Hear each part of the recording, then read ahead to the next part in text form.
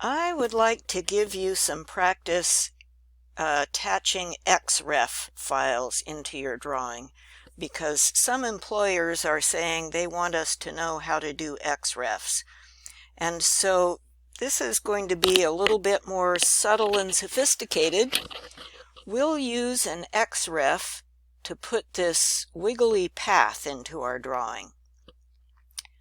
So this wiggly path, if you go to sheet L4, you see there it is. There's a bunch of dimensions, and at the bottom of this sheet are a bunch more dimensions about how to lay out this thing. Now, if you want, you're welcome just to follow these directions and make your own path. It will take longer, but that's good practice too. By the way, I got this path layout from the University of Idaho, so not my fault. I have drawn this skeleton for the path with these construction lines and the first outline of the path, and I have saved those in a drawing file. It looks like this, so rather stupid looking, but there's our skeleton. So what you can do is xref that drawing in here. Now let's go look and see where to put this. This front sheet says it's 118 feet to the inside edge of our path. All right, so first, before we go on, let's offset our border line. Offset 118 foot mark. Enter.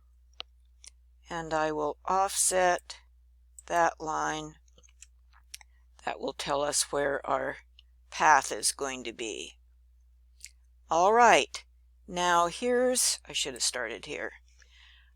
Here's how to attach an xref. An xref stands for external reference, and what you are inserting is a picture of this other drawing.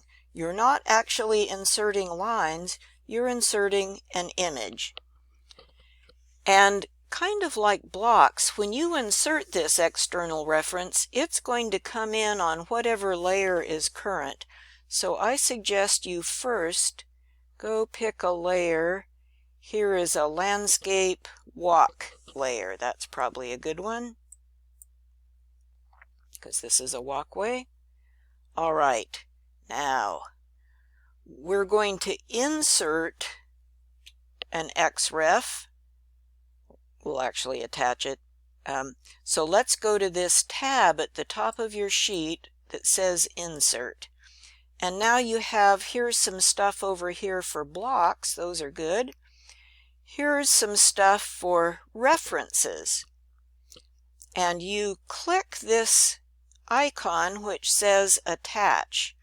And let me just say that this is also how you attach or insert let's say a JPEG image. I do that a lot. I will insert a JPEG into my drawing, trace over the top of it with some lines, and then delete the JPEG. Very handy. But we're going to attach a drawing file. Now, I should have gone back to ground zero, because when you first open this attach thing, it might well say some other file type down at the bottom. It might say image files, or who knows what yours will say. Might say MicroStation. You want to make sure that you have selected drawing.dwg as the file type that you're going to attach. Now, in order to attach this xref, I believe that this path for Recreation Center, that file has to be someplace where you can get to it. And I think you cannot just get to it by going from here to Moodle.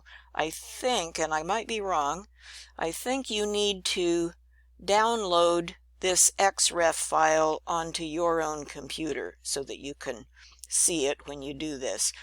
And wherever you put it, you will then, do the browse thing to find wherever you have kept various files. I put this one in my assignments folder.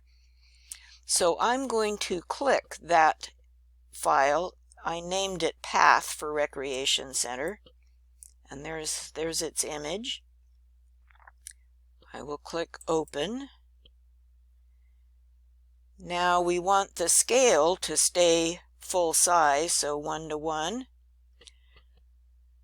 I do not know how to handle the insertion point, I'm afraid, so we're just going to have to specify on screen, and it's not going to work very well, but we'll fix it. Common advice is you want to leave your path to a relative path, and what that does is it will look for your xref drawing file in a path name in a file folder relative to what file folder you're in. So let's say you take your drawings to a different computer, it will look in the folder on that computer. Otherwise, it doesn't know where the file is, so leave that at relative. Okay, and we're going to specify on screen, and as I mentioned, this won't work right because I don't know what I'm doing, but that's okay. So, okay, there's our path. And what I mean by it won't work right is I don't know what insertion point I used originally, so blah. So I'll just drop it down over here. And now we can go over here, and this thing is not really lines, it's really an image of some lines, but we are able to move it. So I'll type M for move. I'll grab that point on the path, and I'll move it over here to where I put my location line. Now I can erase my location line. Now I've got it set down here where I want it. Now, it's in the right spot and it's the right shape. However, this is not a line. I cannot just get the offset command and offset that line because it's not a line. So what I need to do is now get a polyline and trace over this thing. And this will be good practice for you as well, because polylines are very useful. So here's polyline, or you could type PL for polyline as you wish. And let's just start at one point. There's one point, there's the next point. Now, why a polyline is good is because it's going to make one continuous line all the way around, and it's going to make offsetting to make the other side of the path much faster. So that was a straight line. We now want to make an arc. So see in the options there, A for arc, A. And now it's got an arc. And somehow it knows when you go click on the next endpoint, it knows what radius you want. You're still in arc, so we'll go over to the next endpoint. All right, and it knows what radius. I don't know how it does that. Now we need a straight line, and notice down here in the options there's L for line, so I'll type L, enter. There's my straight line. Now we want another arc, so I'll switch to A, enter. There's another arc, and one more arc, and now L for line. And there's the end of our polyline. And now we see that our path is supposed to be 6 feet wide. So now that we have a polyline, we can say offset, distance is 6 foot mark. Watch this. Select the object, Select the side, looky there. So it just offset the entire continuous line in one gesture. If this were a bunch of separate lines, you'd have arcs and lines that cross and overlap, and you'd have to come back and do a bunch of trimming and cleaning up. So this was clean. Now, what layer did we put our thing on? That was not very bright of me. I should have put that xref thing onto a different layer, like a construction layer. Do we have a construction layer? I thought we did. Where is construction? Rats, we don't. Okay, we should make a construction layer. You notice it's brought in a bunch of layers from that other drawing that it xref'd, so that's handy. I'm being facetious. I'll do a construction layer here. I'll make it yellow. And I'm going to click on my xref and move it onto the construction layer. Okay. Oops. Escape. So that now I can go in and freeze my construction layer by hitting this sun so that it turns to an ice crystal. Now my construction layer is turned off and you can't see that xref. I just want to show you one more thing before I froze it. When you click on the xref, as I'm doing here, notice that it automatically takes you to the external reference ribbon panel here, where it lets you do some other things xref wise. You can clip so you only see part of your xref drawing and so on and so forth. So back to turning off my construction layer, freezing my construction layer, and there you go.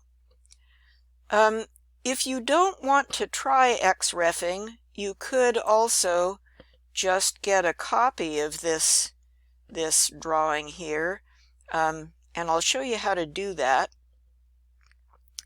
You can select the polyline in this Path for Recreation Center drawing, and if you get the copy command, I think you might have to type the copy command. Yes, you do. Okay, sorry. So select the line and type CO for copy. And the reason you're typing is it gives you two options that you want. One is copy clip, which just lets you copy an object onto your clipboard so you can take it to a different drawing. Often that's all you need. But what we want is copy base point. Copy base point also puts it onto your clipboard, but it lets you select a base point, which I am selecting right there. So now I could go to my recreation center. Let's say I have a line here for location, and let's say I don't have a path. I can now Control V for paste and click on the point where I want it, and there is my path. So I recommend that you try both ways. Try using the attach xref file just so you can do it, and then maybe also try using copy base point so you can do that. Good practice either way. All right, well, holler if you have questions.